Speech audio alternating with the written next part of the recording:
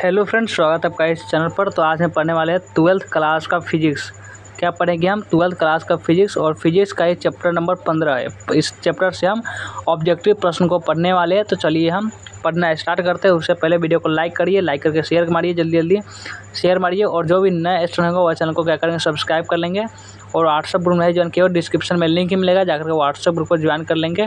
और चलिए हम आपका चैप्टर नंबर 15 से ऑब्जेक्टिव प्रश्न को पढ़ना स्टार्ट करते हैं। सबसे पहला प्रश्न है, वाहक तरंगों पर किसी सूचना के अध्यारोपण की प्रक्रिया का नाम है रेडियो। और एक क्या है, प्रेषण है, मॉड्यूलेशन है, डिमॉड्यूलेशन है, ग्रहण है। तो ये आपका मॉड्यूलेशन है, बी वाला ऑप्शन हो जाएगा इसका करेक्ट आंसर। और अब बढ़िए अगले प्रश्न पर। आपका रिवीजन करवा रहे हैं, ये सब करवा दिए, इसलिए आंसर लिख कर लाए हुए हैं कि उपग्रह संचार में विद्युत चुम्बकीय तरंग का कौन सा भाग प्रयुक्त होता है। उपग्रह संचार में विद्युत चुम्बकीय तरंग का कौन सा भाग प्रयुक्त होता है? प्रकाश तरंगे नहीं होती है, रेडियो तरंगे नहीं होती है, गामा किरण नहीं होती है, सूक्ष्म तरंगे होती है, यानी डी वाला ऑप्शन आएगा इसका करेक्ट आंसर। अब बढ़ते हैं अगला प्रश्न पर। अगला प्रश्न है 3 नंबर प्रश्न कह रहा है कि क्या करा है, चलिए समझते हैं कि रेडियो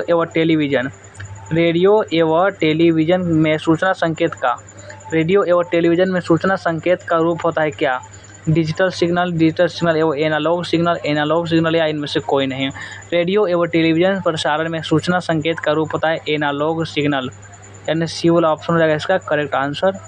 और अब बढ़ते हैं अगला प्रश्न पर। अगला प्रश्न है 4 नंबर प्रश्न का, एच ऊंचाई के एंटीना से टीवी संकेत अधिकतम दूरी तक प्राप्त किए जा सकते हैं, वह है क्या? वह आपका रूट टू एच आर, यानी कि ए वाला ऑप्शन हो जाएगा इसका करेक्ट आंसर। तो अब बढ़ते हैं अगला प्रश्न पर। अगला प्रश्न है 5 नंबर में है कि टेलीविज़न में आमतौर से उपयुक्त आवृत्ति परास से टेलीविज़न संचार में आमतौर से उपयुक्त आवृत्ति परास से 30 से 300 MHz, 30 से 300 GHz, 30 से 300 KHz, 30 से 300 HZ। टेलीविज़न संचार में आमतौर से उपयुक्त आवृत्ति परास कितना है? तो ये आवृत्ति परास ए वाला ऑप्शन है इसका करेक्ट आंसर। और अब बढ़ते हैं अगला प्रश्न पर। अगला प्रश्न पर आते हैं 6 नंबर प्रश्न। क्या करें, दूर तक रेडियो प्रसारण में शॉर्टवेव बैंड का उपयोग। ये देखिए कि दूर तक रेडियो प्रसारण में शॉर्टवेव बैंड का उपयोग होता है, क्योंकि आयन मंडल द्वारा शॉर्टवेव बैंड परावर्तित हो जाता है, या आयन मंडल द्वारा शॉर्टवेव बैंड संचारित हो जाता है, या आयन मंडल द्वारा शॉर्टवेव बैंड अवशोषित हो जाता है, या इनमें से कोई नहीं। तो आपका ए वाला ऑप्शन इसका करेक्ट आंसर हो जाएगा, यानी आयन मंडल द्वारा शॉर्टवेव बैंड परावर्तित हो जाता है। ए वाला ऑप्शन होता है इसका करेक्ट आंसर। और अब आइए अगला प्रश्न पर। अगला प्रश्न क्या कर रहा है, चलिए इसको देखते हैं। 7 नंबर प्रश्न है कि, और ये प्रश्न में है कि आयाम मॉड्यूलेशन में मॉड्यूलन सूचकांक क्या होता है? हमेशा शून्य होता है, 1 और इन्फिनिटी के बीच होता है, 0 और 1 के बीच होता है, 0.5 से अधिक हो सकता है। आयाम मॉड्यूलेशन में मॉड्यूलर सूचकांक होता है 0 और 1 के बीच होता है, यानी सी वाला ऑप्शन रहता है इसका करेक्ट आंसर। और अब आते हैं अगला प्रश्न पर 8 नंबर प्रश्न के, वाहक तरंगों पर किसी सूचना के अध्यारोपण की प्रक्रिया को क्या कहते हैं? वाहक तरंगों पर किसी सूचना के अध्यारोपण की प्रक्रिया को क्या कहते हैं? प्रेषण कहते हैं, मॉड्यूलन कहते हैं, विमॉड्यूलन कहते हैं, ग्रहण कहते हैं। तो उसे हम मॉड्यूलन कहते हैं। क्या कहते हैं? उसे हम मॉड्यूलन कहते हैं। और अब आइए अगला प्रश्न पर।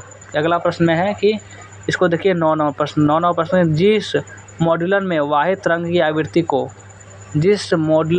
तरंग की आवृत्ति को मॉड्यूलन दिए जाने वाले संकेत तत्कालिक मान के साथ परिवर्तित कराया जाता है, उसे हम कहते हैं आवृत्ति मॉड्यूलन, आयाम मॉड्यूलन, कला मॉड्यूलन, और या फिर स्पंद मॉड्यूलन। तो उसे हम क्या कहेंगे, आवृत्ति मॉड्यूलन कहते हैं। ये वाला ऑप्शन होता है इसका करेक्ट आंसर। और अब बढ़ते हैं आगे ये 10 नंबर प्रश्न पर कि, 10 नंबर प्रश्न में मॉड्यूलन के विपरीत प्रक्रिया को कहते हैं। मॉड्यूलन जो के विपरीत प्रक्रिया होते हैं उसे क्या कहते हैं? मॉड्यूलन के विपरीत प्रक्रिया प्रेषण नहीं कहते हैं, रिमोटिंग रेसिंग नहीं कहते, फैक्स नहीं कहते हैं। मॉड्यूलन के विपरीत प्रक्रिया को हम वी मॉड्यूलन कहते हैं। क्या कहते हैं? वी मॉड्यूलन कहते हैं। और अब आते हैं अगला प्रश्न पर। 11 नंबर प्रश्न कह रहा है, देखिए 11 नंबर प्रश्न है कि, लंबी दूरी तक, क्या है प्रश्न में, लंबी दूरी तक रेडियो प्रसारण के लिए निम्नलिखित में से मुख्यतः किसका उपयोग किया जाता है? लंबी दूरी तक रेडियो प्रसारण के लिए निम्नलिखित में से किसका उपयोग किया जाता है? भूतरंगों का नहीं किया जाता, दृष्टि तरंगों का नहीं किया जाता है, उपग्रह संचार का नहीं किया जाता, ये आयाम मॉड्यूलन तरंगों का किया जाता है, यानी सी वाला ऑप्शन होता है इसका करेक्ट आंसर। और अब आइए 12 नंबर प्रश्न पर कि, टीवी प्रसारण के लिए जिस आवृत्ति परास का उपयोग होता है वह है क्या? 30 से 300 अब 30 से 300 HZ, 30 से 300 KHZ, 30 से 300 MHZ या 30 से 300 GHZ। टीवी प्रसारण के लिए जिस आवृत्ति परास का उपयोग होता है वह क्या है, तो वह 30 से 300 MHZ है, यानी सी वाला ऑप्शन है इसका करेक्ट आंसर। तो अब बढ़ते हैं अगला प्रश्न पर। अगला प्रश्न है 13 नंबर। 13वां प्रश्न क्या कर रहा है देखिए। 13वां प्रश्न में समाक्ष केबल का अभिलाक्षणिक प्रतिबाधा लगभग होता है। समाक्ष केबल का अभिलाक्षणिक प्रतिबाधा लगभग कितना होता है, 50 ओम, आपका 200 ओम, 270 ओम, या इनमें से कोई नहीं, तो वो 270 ओम ही होगा। सी वाला ऑप्शन हो जाता है इसका करेक्ट आंसर। और अब बढ़ते हैं 14वां प्रश्न पर। नियत आयाम का रेडियो तरंग निम्न में से किससे उत्पादित होता है। नियत आयाम का जो रेडियो तरंग होगा वह निम्न में से किससे उत्पादित होता है, फिल्टर से, दृष्टिकारी से, फेट से या 2 लीटर से, तो वह हाँ जी वो 2 लीटर से उत्पादित होता है। डी वाला ऑप्शन हो जाता है इसका करेक्ट आंसर। और अब बढ़ते हैं अगला प्रश्न पर। अगला प्रश्न है 15 नंबर। 15वां प्रश्न के प्रकाशीय तंतु का सिद्धांत है। क्या इसमें कि प्रकाशीय तंतु का सिद्धांत है, प्रकाशीय तंतु का सिद्धांत है। विवर्तन, व्यतिकरण, पूर्ण आंतरिक परावर्तन या अपवर्तन। प्रकाशिक तंतु का सिद्धांत क्या है, प्रकाशिक तंतु का सिद्धांत पूर्ण आंतरिक परावर्तन है, यानी सी वाला ऑप्शन होता है इसका करेक्ट आंसर। अब बढ़ते हैं अगला प्रश्न पर। 16वां प्रश्न जो है कि 20 MHz से अधिक आवृत्तियों का संचार उपयोग होता है। 20 MHz से अधिक आवृत्तियों का जो संचार होता है उपयोग होता है आयन मंडल में, उपग्रह में, भूतरंग में या इनमें से कोई नहीं में। तो वह कहाँ उपयोग होता है जल्दी बताइए। वह उपयोग होता है उपग्रह में, यानी बी वाला ऑप्शन हो जाता है इसका करेक्ट आंसर। अब आइए अगला प्रश्न पर आइए। अगला प्रश्न 17 नंबर। 17 नंबर प्रश्न है कि वाक सिग्नलों का आवृत्ति परास होता है। वाक सिग्नलों का आवृत्ति परास होता है 300 हर्ट्ज से 3100 हर्ट्ज, आपका 100 हर्ट्ज से 1000 हर्ट्ज, और आपका 300 हर्ट्ज से 31 गुने 10⁻³ हर्ट्ज या 30 हर्ट्ज से 300 हर्ट्ज। वाक सिग्नलों का आवृत्ति परास होता है 300 हर्ट्ज से 3100 हर्ट्ज होता है। 18वां प्रश्न पर आइए। 18वां प्रश्न कह रहा है देखिए इसको कि संगीत के प्रेषण के लिए क्या है प्रश्न में कि संगीत के प्रेषण के लिए वाद्य यंत्रों द्वारा उच्च आवृत्तियों के स्वर उत्पन्न करने के लिए बैंड चौड़ाई होती है। कितनी होती है, 20 हर्ट्ज नहीं होती है, 20 × 10⁻⁴ हर्ट्ज नहीं होती है, 200 हर्ट्ज नहीं होती है, वह 20 किलो हर्ट्ज होती है। कितना, 20 किलो हर्ट्ज वह होती है। अब बढ़ते हैं अगला प्रश्न पर। देखिए कि अगला प्रश्न है कितना नंबर, 19वां प्रश्न कर रहा है। 19वां प्रश्न में इसको देखिए कि देखिए क्या कर रहा है। 19वां प्रश्न में दृश्यों के प्रसारण के लिए वीडियो सिग्नलों की बैंड चौड़ाई होती है। दृश्यों के प्रसारण के लिए वीडियो सिग्नलों की बैंड चौड़ाई होती है, क्या होती है, 5.2 मेगाहर्ट्ज, 52 मेगाहर्ट्ज या फिर 4.2 मेगाहर्ट्ज या फिर 42 हर्ट्ज। दृश्यों के प्रसारण के लिए वीडियो सिग्नलों की बैंड चौड़ाई होती है वह 4.2 मेगाहर्ट्ज होती है। अब बढ़ते हैं आगे। आइए अगला प्रश्न है 20 नंबर। 20वां प्रश्न में कि वैसी व्यवस्था जिसके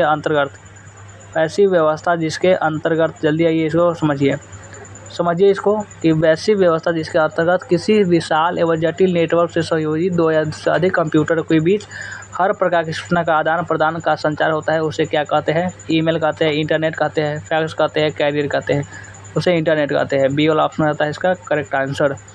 और अब आइए आगे आइए अगला प्रश्न पर फटाफट से आइए। अगला प्रश्न है 21 नंबर। 21वां प्रश्न क्या कर रहे देखिए। 21वां प्रश्न है कि इलेक्ट्रॉनिक साधनों का उपयोग करके इंटरनेट के उपयोग द्वारा व्यापार को प्रोन्नत करना कहलाता है। इलेक्ट्रॉनिक साधनों का उपयोग करके इंटरनेट के उपयोग द्वारा व्यापार को प्रोन्नत कराना क्या कहलाता है, computer operator, e commerce, email या चैटिंग, इसे हम ई कॉमर्स कहते हैं। बी वाला ऑप्शन रहता है इसका करेक्ट आंसर। अब आते हैं अगला प्रश्न पर। 42 नंबर के बादलों का द्वारा अपरावर्तन होता है।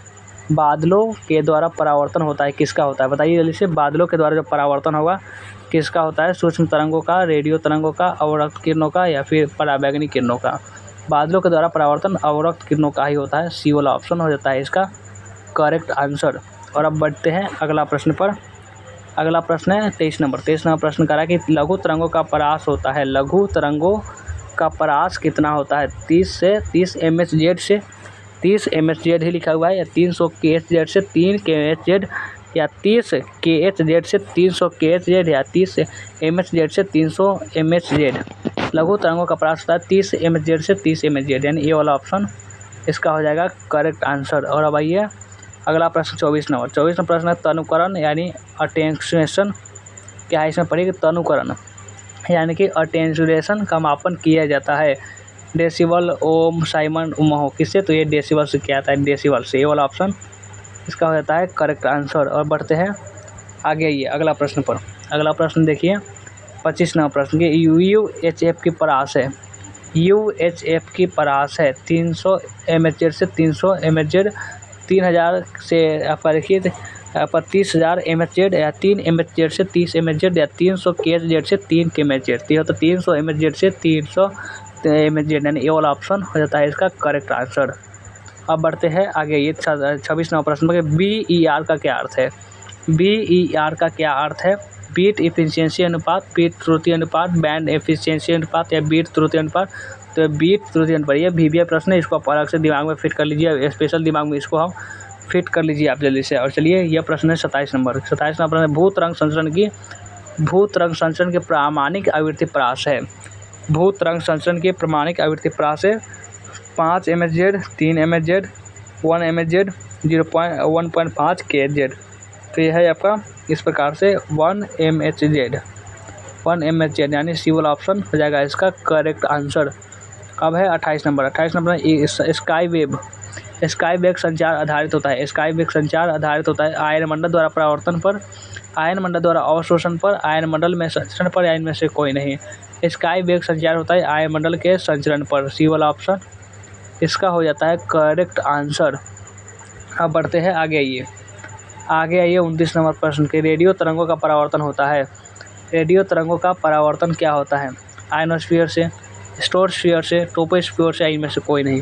रेडियो तरंगों का क्या होता है? परावर्तन होता है ये आयनोस्फीयर से, ये वाला ऑप्शन हो जाता है इसका करेक्ट आंसर। अब आइए आगे ये 30 नंबर प्रश्न पर मॉड्यूलन कितना प्रकार के होते हैं? मॉड्यूलन जो होते हैं मॉड्यूलन वह कितने प्रकार के होते हैं? 2 प्रकार के, 3 प्रकार के, 4 प्रकार के, 5 प्रकार के, वो 5 प्रकार के होते हैं। डी वाला ऑप्शन होता है इसका करेक्ट आंसर। तो एक बार कमेंट करके बता दीजिए आज का क्लास कैसा लगा और आपको 30 में से आपसे कितना सही हुआ, कमेंट करके जरूर बताइएगा। चलिए वीडियो को एंड करते हैं, मिलते हैं फिर से नेक्स्ट वीडियो में।